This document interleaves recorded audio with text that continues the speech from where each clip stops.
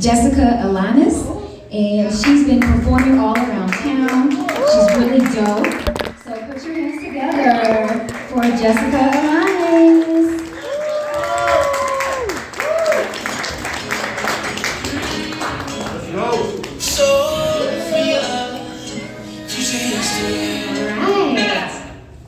Alright. It's Alanis. It's a Mexican last name, which obviously means that I'm a diversity hire for all my jobs. I know it's shocking because I look white, entitled, and like I could live in Orange County, but I am Mexican. I'm Mexican mixed with anxiety and anger, but mostly Mexican. Mostly Mexican. I'm also from Texas. I don't know if you've heard of it. It's a big state, big ego. I'm originally from there, and a lot of my family and friends still live back there. And they always ask me, like, Jessica, when are you gonna move back home? Because you could buy like a house, you can raise a family here. It's a good spot, right? And I'm like, I don't know. The little things about California is what I love. Like legal weed. It's nice. Buying liquor at CVS is also a win. I think people don't talk about enough. And like being treated as a full human being who's capable of making decisions about my own body is also really nice. So, I don't know, tough to say, go home or stay here. I don't know, we'll see. We'll figure that out.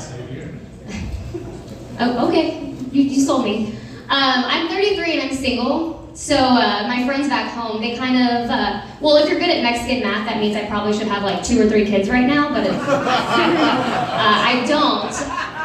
And I honestly think it's because I went to Catholic school and I like stockpile Plan B like nobody's business. So I think those are the reasons why I don't have kids right now. But my friends kind of look at me like I'm a chihuahua in a foster shelter, that they're like, the poor thing, no one wants her. But I'm like, babe, in LA, I'm like a young puppy that's just not house trained yet. That's like the difference. That's why I like California. That's why I like it here. I am single, and dating in LA is fun. It's interesting. I'm always told, like, you know, Jessica, when you least expect it, it'll happen. Always get that. And like, that's exactly what I expect people to tell me. Like, what do you mean when I least expect it? We live in a world where UFOs don't even make front page news anymore. Like, I think we're all kind of ready for the craziest shit to happen, right? When you least expect it. Like, yeah, I'm sure, Sarah, you didn't expect to meet your husband in PE. Like, I get it when you least expect it. That's dumb. The last time I wasn't expecting something to happen was March 2020, and even then, I had a fucking feeling. Something was going down. When you least expect it. If that's the case, then I don't expect anybody here to give me the name, number, and Instagram handle of the hottest single guy you know. Totally don't expect that to happen after the show. Least expected thing. I'd be crazy if you did that. No way. I'm also told, like, go on dates, get to know people, just don't go home with them on the first date. And I disagree. Ooh, this is loud. I think you should go home with people on the first date because you gotta know what you're getting into, right? Like, do your research. Why waste time? You gotta know. Go home with people on the first date, get cozy, take your shoes off, snoop through their medicine cabinets, look through their trash, like wait till they go to sleep and stand over them to see if they snore and like scare easy, you know? Like, you gotta go home and really spend some time there. Figure it out, do some research. It's not creepy, it's research, that's what that is. That's what that is. I've also learned it's interesting dating for my people, which is short people. Because it is. People think it's all rainbows and legroom when you're a pint-sized person, and has its benefits. Like, I can buy my clothes in the kids section, and, you know, I'll grow into them soon. You know, shoes, they're the same style, but they're half the price, and they come with lights on the side, which is fashion. It's good. It's a pro tip, right? But it's not, there are downsides to it. Like, I can't wear baseball hats. You know that? Short people can't wear baseball hats because hats are meant to cover everything that's above you, right? But you know what else is above me? Every fucking body. Dude, like, I already have to look up when I'm talking to people, but you put a baseball hat on top of it, and that's just like a back exercise I didn't want to do that day, you know? It's not ideal. And like chairs, what a luxury that you all are touching the floor when you're sitting down. How nice. What a luxury. For me, when I sit in a chair, I'm just like kicking my feet back and forth constantly, like I'm Fred Flintstone trying to get the car started, you know? It's a tough reference, you might be too young. It's not ideal, like it's giving toddler at snack time, you know what I mean? It's not cute. And even like concerts, babe, for me, it's just a podcast. I can't see, it's just a podcast, it's not ideal.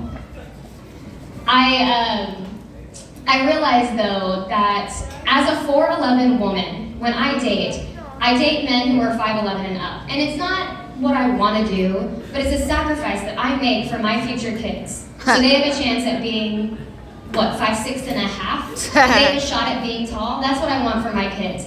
Because if anybody have kids here, clap your hands if you have kids. Right?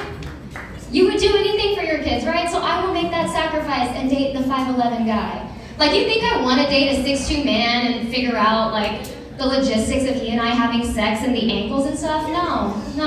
But I'll do it. For my kids. It's for my kids. It's for my kids. Like, I don't want to date the 6'2", tall, strong, handsome man. No, but again, I will do it over and over and over again. For my kids, so they have a chance at reaching the top shelf in their apartments. That's what I want for them. That's the dream for my kids. Let's see, I've been playing a game recently. It's called What Was My Mom Doing When She Was My Age? Super fun. At the end, the prize is like a cute little depression. Because when my mom was 33, she had 2 kids, a husband, a house, and a career. Which is cool. Me, no husband, no house. I'm unemployed. And I gave myself a black eye the other day by dropping my phone on my face. Times have changed, right? Times are different now. And I'll let y'all decide, sure, it's cool that she was raising humans and managing a house. But I managed to get out of a speeding ticket the other day by telling the officer I had started my period and I needed to get home, so y'all can decide who is living better at 33. I think it's me, but I'll leave it up to y'all. On an unrelated note, I am in therapy right now. And yay for therapy. I'm in therapy right now, and finding a good therapist is like finding a good partner, right? You gotta test the waters, you gotta try a few out. The first one I had, I would tell her I'm feeling anxious and depressed, and her response to everything was oh, that's tough. No, Adrian. I was oh, that's condescending. Oh, that's tough, Jessica. Yeah, babe, I know, that's why I'm here. What are we talking about? The next one I had, I was going through a bad breakup, and I told her, I think I'm gonna end up alone. I think that's just the cards for me. And she was like, well, so is Tracy Ellis Ross, and she's got a great life. It's yeah, babe, she's Tracy Ellis Ross, dude. I get what you're trying to tell me, but the only thing I'm taking away from this is that money does in fact buy you happiness. That's the moral of that story. The one I have now, she's cool. She's about my age, so I feel like I can really open up to her. I think she forgets she's getting paid to do a job when we talk. She'll come into the call and she'll be like, oh, Jessica, I'm so annoyed today. I'm like, oh. Yeah, you first, babe. You go. I went first last week, so it's your turn. For sure, it's your turn. I don't know the rules per se of therapy. I just don't think it should be 2 girlfriends shooting the shit after a while, I don't think that's how it should go. But I was in a sorority in college, so I'm used to paying for my friends, so it feels natural to me. It feels good. I am unemployed right now, and people will ask me, Jessica, what are you going to do for money? And I'm like, well, I'm going to get money like actors do. I'm going to get residuals from all the guys I've dated. If you've seen me naked or we've had sex and you texted me hey, how are you? I'll respond via Venmo requests. I'm going to get that money, dude. Imagine the nudes I sent people who didn't delete it out of their phone. That would be a monthly residual coming into my bank account. It'd be great. And I know people are nudes, I would never. I'm good to know who's boring in the room. Love that.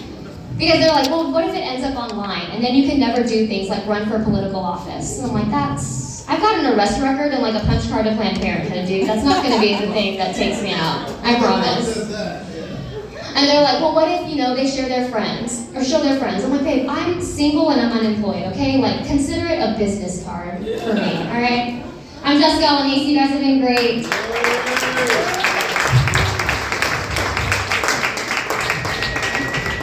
Jessica Alanis, everybody, give it up for her. Sorry I pronounced your last name wrong. I really like Alanis Morissette. So I'm sure you get that a lot. And I think you're self